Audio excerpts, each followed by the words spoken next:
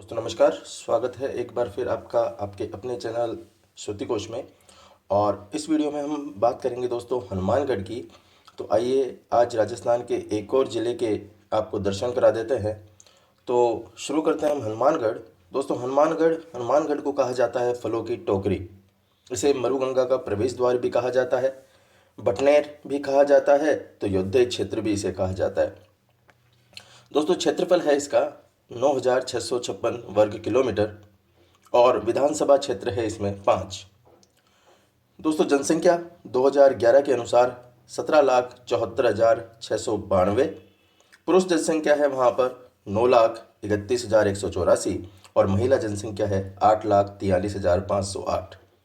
दोस्तों वार्षिक औसत वर्षा की बात की जाए तो यहाँ पर होती है 225 से 300 मिलीमीटर के मध्य। लिंगानुपात है यहाँ का 906, जनघनत्व है 184 और 0 से 6 आयु वर्ग की जो जनसंख्या है वो है 2,34,226। और इसी के आधार पर 0 से 6 आयु वर्ग का जो लिंगानुपात है वो है 878। दोस्तों अगर इसके अक्षांशीय क्षेत्र की बात की जाए तो उत्तरी अक्षांश के अंदर ये 29 डिग्री 5 मिनट से 30 डिग्री 6 मिनट और 74 डिग्री 3 मिनट से 75 डिग्री 3 मिनट पूर्वी देशांतर इसका भौगोलिक विस्तार है। साक्षरता दर की अगर बात की जाए हनुमानगढ़ की तो साक्षरता दर है दोस्तों 67.1%, पुरुष साक्षरता 77.4% और महिला साक्षरता 55.8% है। दोस्तों हनुमानगढ़ राजस्थान का 31वां जिला बनाया गया और यह जिला 12 जुलाई 1994 को ये बना। दोस्तों हनुमानगढ़ पूर्व में श्री गंगानगर में था और श्री गंगानगर से पृथक करके इसे 12 जुलाई 1994 को बना दिया गया जिला, जो कि राजस्थान का 31वां जिला था। अगर बात की जाए दोस्तों यहाँ के दर्शनीय स्थलों की तो दर्शनीय स्थलों में सबसे पहले हम बात करते हैं भटनेर दुर्ग की। तो भटनेर दुर्ग दोस्तों इसका निर्माण जो है 295 ईस्वी में यानी 3री शताब्दी में इसका निर्माण करवाया गया था। और घग्गर नदी के किनारे ये जो निर्माण है ये भाटी नरेश भूपत के द्वारा करवाया गया था। इसके जो शिल्पी थे वो थे कैकैया। दोस्तों राजस्थान का सबसे प्राचीन दुर्ग भटनेर दुर्ग को कहा जाता है। इस पर अगर इसके उपनाम की बात की जाए तो उपनाम है दोस्तों उत्तरी भड़कीवाड़, हनुमानगढ़ दुर्ग, उत्तरी सीमा का पहरी और बांकागढ़। भटनेर दुर्ग को ही कहा जाता है। दोस्तों इस दुर्ग पर सर्वाधिक विदेशी आक्रमण हुए और इसका जो पुनर्निर्माण है वो 12वीं सदी में अभय राव के द्वारा करवाया गया। दोस्तों तैमूर ने अपनी आत्मकथा तुजुक-ए तैमूरी में लिखा था कि मैंने इतना मजबूत व सुरक्षित किला पूरे हिंदुस्तान में नहीं देखा। दोस्तों भटनेर दुर्ग में शेर खान की कब्र भी है, यहाँ इसकी मृत्यु हुई। गोरखनाथ मंदिर भी है और महमूद गजनवी ने 1001 ईस्वी में भटनेर पर अधिकार कर लिया था। दोस्तों तैमूर ने 1398 में आक्रमण करके भाटी राजा राव दूलचंद को पराजित किया था। उसके बाद दोस्तों इसके ऊपर महाराजा सूरज सिंह द्वारा मंगलवार के दिन किले पर अधिकार दोबारा किया गया 1805 में, जिसके कारण इसको हनुमानगढ़ जो है वो कहा गया। तो भटनेर दुर्ग को हनुमानगढ़ दुर्ग इसलिए कहा जाता है क्योंकि मंगलवार के दिन महाराजा सूरज सिंह ने इसके ऊपर अधिकार किया था पुनः। अब अगर दोस्तों बात की जाए एक और इसके दर्शनीय स्थल की तो वो है सांगरिया संग्रहालय। दोस्तों सांगरिया संग्रहालय जो है वो हनुमानगढ़ जिला मुख्यालय से 25 किलोमीटर दूर है, हरियाणा प्रांत की सीमा पर है और सांगरिया कस्बे के अंदर ये सांगरिया संग्रहालय है। दोस्तों इसे सर छोटूराम स्मारक संग्रहालय भी कहा जाता है, तो स्वामी केशवानंद स्मारक संग्रहालय भी कहा जाता है। स्वामी केशवानंद जो कि एक शिक्षाविद थे, जिनके नाम पे इनका जो इसका नाम है सांगरिया संग्रहालय का वो स्वामी केशवानंद संग्रहालय रखा गया और इन्हीं के प्रयासों से ये संग्रहालय बना था। दोस्तों इस संग्रहालय में पत्थर, पुराने सिक्के, मिट्टी, धातु, कांच की चूड़ियाँ, ताम्रपत्र, जैन तीर्थंकर जी की प्रतिमा और 17वीं शताब्दी का तोरण भी यहाँ पर है। तो पार्वती की मूर्ति भी यहाँ पर है जो कि 600 से 700 ईसा पूर्व की मानी जाती है। दोस्तों यहाँ पर 15वीं शताब्दी का 5 फीट ऊंचा पीतल का कमंडल भी रखा हुआ है। बात करें अगर हम कालीबंगा सभ्यता की, तो कालीबंगा सभ्यता जो कि हनुमानगढ़ के अंदर है, उपनाम इसका कांस्ययुगीन सभ्यता, आद्य ऐतिहासिक सभ्यता भी इसे कहा जाता है, नगरीय सभ्यता भी इसे कहा जाता है, पश्च हड़प्पा कालीन सभ्यता भी इसे कहा जाता है, तो हड़प्पा कालीन सभ्यता भी इसे कहा जाता है, और प्राक हड़प्पा कालीन सभ्यता भी इसे कहा जाता है।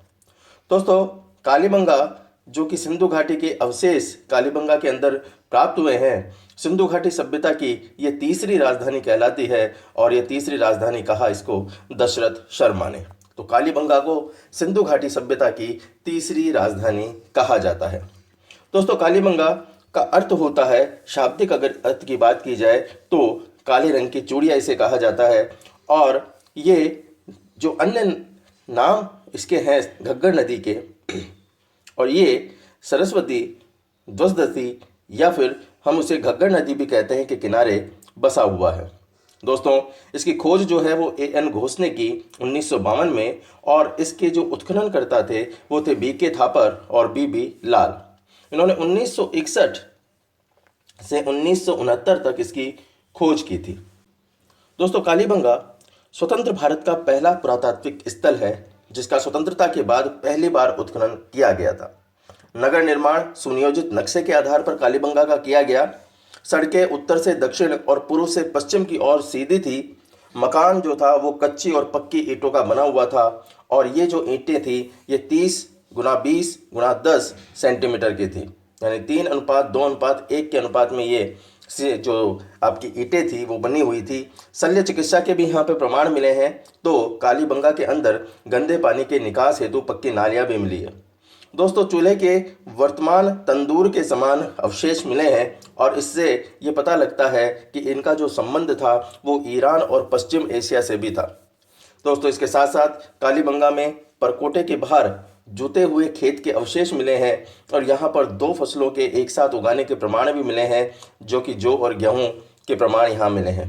दोस्तों पश्चिमी टीले पर गढ़ के अवशेष प्राप्त हुए हैं। इसके साथ साथ विश्व में कपास की जो खेती है वो यहाँ से प्राप्त हुई है। शव को यहाँ गाड़ा जाता था क्योंकि कब्र के यहाँ पे अवशेष मिले हैं, और भूकंप के साक्ष्य भी दोस्तों यहाँ पर मिले हैं। तो प्रश्न कई बार पूछा हुआ है कि कौन सी सभ्यता है जहाँ भूकंप के साक्ष्य मिले हैं, तो दोस्तों भूकंप के साक्ष्य जो है वो कालीबंगा सभ्यता के अंदर मिले हैं। दोस्तों हनुमानगढ़ के अंदर ही एक और सभ्यता है जिसको कहा जाता है रंग महल की सभ्यता, और रंग महल की सभ्यता का उत्खनन 1952 से 1954 के मध्य किया गया। डॉक्टर हन्नारिव के निर्देशन में ये जो उत्खनन है वो किया गया। तो स्वीडिश दल द्वारा ये उत्खनन कार्य किया गया डॉक्टर हन्नारिव के निर्देशन में, और स्वीडिश दल ये दोस्तों लुंड विश्वविद्यालय से संबंध इसका था। दोस्तों कुषाणकालीन एवं गुप्तकालीन सभ्यता के अवशेष जो है रंग महल में प्राप्त हुए हैं, और बस्तियों के 3 बार बसने व उजड़ने के जो संकेत हैं वो भी यहाँ पर मिलते हैं। यहाँ पर दोस्तों 105 तांबे की मुद्राएं जो है वो प्राप्त हुई है। गुरु शिष्य की मूर्ति भी यहाँ मिली है। बात करें अगर पीलीबंगा सभ्यता की, तो पीलीबंगा सभ्यता के अंदर ईंटों के जो कुएं हैं वो यहाँ पर मिले हैं। एक और अगर दर्शनीय स्थल की हम बात करें तो एक गोगामेड़ी मेला जो है यहाँ पे दोस्तों लगता है, और गोगामेड़ी मेला गोगा जी की समाधि स्थल नौहर हनुमानगढ़ में लगता है। यहाँ पर पशुओं का क्रय विक्रय इस मेले में किया जाता है, और यहाँ जो गोगा जी की समाधि है उसे धुलमेड़ी कहा जाता है। दोस्तों कहा जाता है कि जब गोगा जी का युद्ध मुस्लिमों के साथ हो रहा था उस समय इनका जो शीश है वो तो ददरे व चूरू के अंदर गिरा था, जिसे शीर्ष मेड़ी कहा जाता है, और धुरमेड़ी जहाँ पर गोगा जी का शरीर युद्ध करते हुए गिरा उसे धुरमेड़ी कहा जाता है, जो कि नौहर हनुमानगढ़ के अंदर है। तो यहीं पे गोगामेड़ी मेला भी लगता है। दोस्तों हनुमानगढ़ के अंदर ही ब्रह्माणी माता का मेला भी लगता है, और पल्लू गांव के अंदर ये मेला लगता है। दोस्तों मेला चैत्र शुक्ल अष्टमी को लगता है, और कल्लूर के खंडरों पर ये जो है ये स्थित है पल्लू गांव। दोस्तों भद्रकाली का मेला हनुमानगढ़ में ही लगता है। भद्रकाली का मेला चैत्र शुक्ल अष्टमी व नवमी को यहाँ लगता है। माँ भद्रकाली का मंदिर यहाँ पर है, और मंदिर की स्थापना बीकानेर के छठे महाराज जो राम सिंह थे उन्होंने की थी, और ये अकबर के कहने पर कहा जाता है कि उन्होंने माँ भद्रकाली का मंदिर की स्थापना की थी। दोस्तों हनुमानगढ़ का हरियाणा के समीप का जो क्षेत्र है वो कहलाता है राठ क्षेत्र। यहाँ पर तलवाड़ा झील भी है और तलवाड़ा झील दोस्तों घग्गर नदी का जो मुहाना है उसमें सर्वाधिक नीचाई पर जो झील स्थित है वो है तलवाड़ा झील। दोस्तों यहाँ पे कालका माता का मंदिर जो सुनारों की कुल देवी है वो भी है और मंदिर पल्लू गांव के अंदर है। ये राव जैत सिंह की छतरी जो है वो भी भटनेर में ही स्थित है।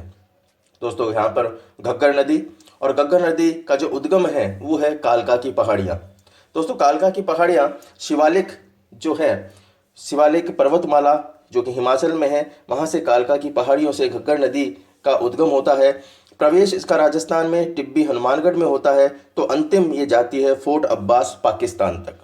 दोस्तों इसे आंतरिक प्रवाह की सबसे लंबी नदी कहा जाता है, मृत नदी से कहा जाता है, नट नदी भी कहा जाता है, सोतर नदी भी कहा जाता है, सरस्वती नदी भी कहा जाता है और इसके जो नाली और पाट है वो यानी बहाव क्षेत्र जो है इसका उसको नाली और पाट कहा जाता है। दोस्तों इसे राजस्थान का शोक भी कहा जाता है। जी हाँ, घग्गर नदी को कहा जाता है राजस्थान का शोक। तो ये पाकिस्तान में इसका जो भाव क्षेत्र है वो कहलाता है दोस्तों हकरा। तो ये फोर्ट अब्बास पाकिस्तान तक घग्गर नदी जाती है बरसात के समय में। बात करें दोस्तों जल परियोजनाओं की तो दोस्तों यहाँ पर राजीव गांधी सिद्धमुख परियोजना है, नोहर सिंचाई परियोजना है, गंधेली साहवा लिफ्ट परियोजना है। दोस्तों यहाँ पर जो राजीव गांधी सिद्धमुख नोहर सिंचाई परियोजना है, सिद्धमुख नोहर सिंचाई परियोजना दोस्तों इसके अंतर्गत रावी और व्यास नदियों का जो जल है वो ये प्राप्त होता है और राजीव गांधी के द्वारा सिद्धमुख नहर परियोजना का शुभारंभ ये किया गया था 5 अक्टूबर 1989 को। तो उस समय भारत के तत्कालीन प्रधानमंत्री थे राजीव गांधी, तो उन्होंने भिरानी गांव में इसका उद्घाटन जो है हनुमानगढ़ के अंदर किया था। और इस परियोजना का जो प्रारंभ है वो यूरोपियन जो समुदाय है उस आर्थिक समुदाय के आर्थिक सहयोग से ये किया गया था और इस परियोजना का लोकार्पण 12 जुलाई 2002 को सोनिया गांधी द्वारा भिरानी गांव में किया गया।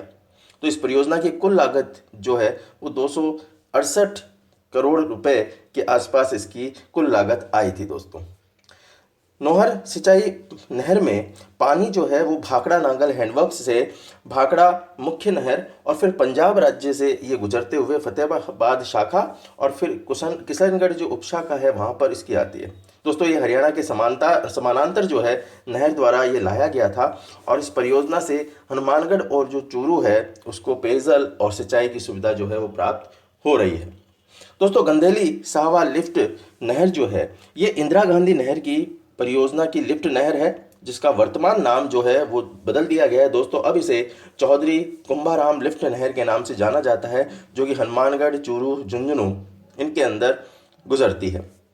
दोस्तों गंधेली साहवा जो लिफ्ट नहर है वो हनुमानगढ़ को सिंचाई सुविधा प्रदान कराती है और इस नहर पर आपनी योजना के द्वारा हनुमानगढ़ चूरू झुंझुनू को पेयजल की सुविधा जो है वो प्रदान की जाती है। दोस्तों मसीता वाली हेड से इंदिरा गांधी नहर का जो प्रवेश है वो राजस्थान के अंदर होता है और यहाँ पर हनुमानगढ़ के अंदर ही दोस्तों गुरुद्वारा सुखा सिंह मेहताब सिंह हनुमानगढ़ में ही स्थित है। दोस्तों कबूतर साहिब गुरुद्वारा जो है वो भी नौहर हनुमानगढ़ में स्थित है और कहा जाता है कि नानक देव और गुरु गोविंद सिंह यहाँ पर आए थे 1730 के अंतर्गत, तब यहाँ पर इस कबूतर साहिब गुरुद्वारा के अंदर ही ये रुके थे। दोस्तों हनुमानगढ़ जिले की जो सीमा है वो पंजाब और हरियाणा दो राज्यों से लगती है और कुल वन क्षेत्र जो है इसका वो 241.23 वर्ग किलोमीटर है। दोस्तों राजस्थान में खेल का सामान अगर हम देखते हैं तो वो हनुमानगढ़ में ही बनता है। सर्वाधिक खच्चर जो है वो भी हनुमानगढ़ में ही मिलते हैं और जब सेम प्रवाहित जो क्षेत्र है वहाँ पर जल निकासी की बात आती है तो जल निकासी हेतु दोस्तों इंडो डच जल निकासी परियोजना प्रारंभ की गई जो कि नीदरलैंड के आर्थिक सहयोग से प्रारंभ की गई थी। दोस्तों सर्वाधिक सिंचाई भाखड़ा नागल परियोजना के द्वारा और इंदिरा गांधी नहर परियोजना के द्वारा हनुमानगढ़ के अंदर की जाती है। यहाँ पर श्री गंगानगर सरकारी कताई मिल भी है और सरकारी क्षेत्र में स्थापित ये मिल है 1978 में स्थापित की गई थी और सूती वस्त्र मिल दोस्तों ये है। दोस्तों भादरा हनुमानगढ़ के करणपुरा में 8 जनवरी 2013 को भारतीय पुरातत्व सर्वेक्षण विभाग को 4500 वर्ष पुराना मानव कंकाल भी मिला है। तो 4500 वर्ष पुराना मानव कंकाल कहाँ मिला? भादरा हनुमानगढ़ में 8 जनवरी 2013 को। दोस्तों हनुमानगढ़ में बागड़ी बोली जो है वो बोली जाती है, और हरियाणा और चूँकि ये पंजाब के टच में है तो यहाँ पर हिंदी और उनका टच भी जो है लैंग्वेज में आता है। दोस्तों हनुमानगढ़ रेल मार्ग द्वारा बीकानेर, जोधपुर और गंगानगर से जुड़ा हुआ है। यहाँ पर रेल मार्ग और सड़क मार्ग दोनों परिवहन जो है वो पाए जाते हैं। और दोस्तों वाहन कोड की अगर बात की जाए तो यहाँ का वाहन कोड है RJ31। तो दोस्तों ये विशेषताएं थी हमारे हनुमानगढ़ की, और हनुमानगढ़ जो है वो काफ़ी समृद्ध है इस मामले के अंदर। तो ये था दोस्तों हनुमानगढ़। तो इस वीडियो में इतना ही। धन्यवाद दोस्तों, आपका दिन शुभ हो।